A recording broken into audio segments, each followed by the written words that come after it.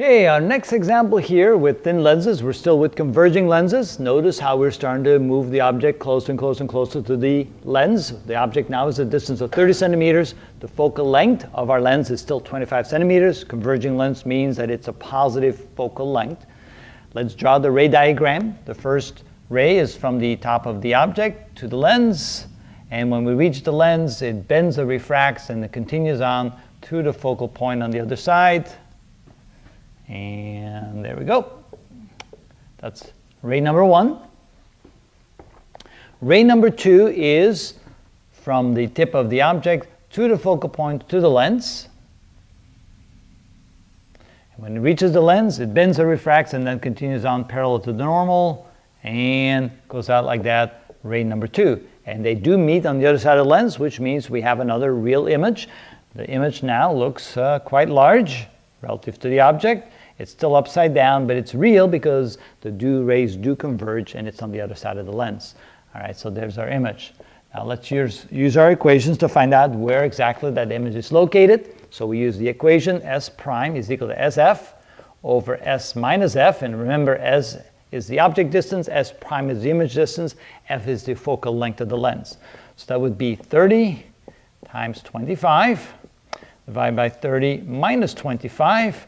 That would be 600, that would be 750, divided by a minus 5, and that would be minus 150. Is that about right? 6 times, yes, I think it is. All right, so, and that's of course in centimeters. Now, what does that mean? Well, the image is quite far away from the lens at a distance of 150 centimeters. There, so this is 150 centimeters. It's negative.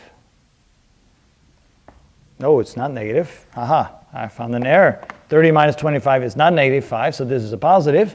It's a positive, which means it's a real image. It's behind the lens, and so that makes a lot of sense right here. It's quite far away from the lens. So notice that the closer the object comes to the focal point in front of the lens here, the farther away the image will form and the larger the image becomes. All right, let's find the magnification.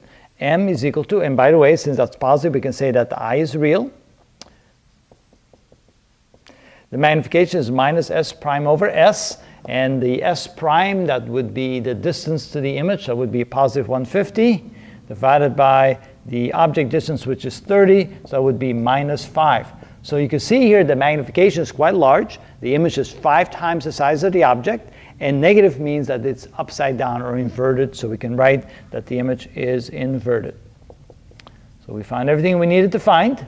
We found the distance to the image, 150 centimeters, behind the lens, which makes it a real image, so we say I is real. The magnification, 5 times the original size, and the fact that's negative means that the image is inverted.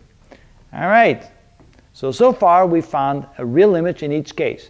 So when the object was far away from the lens, the image was very close to the focal point right here, but it was upside down, it was real. As we moved the object closer, the image moved farther out. As the object gets very close to the focal point, you can see how the image continues to move farther and farther and farther out.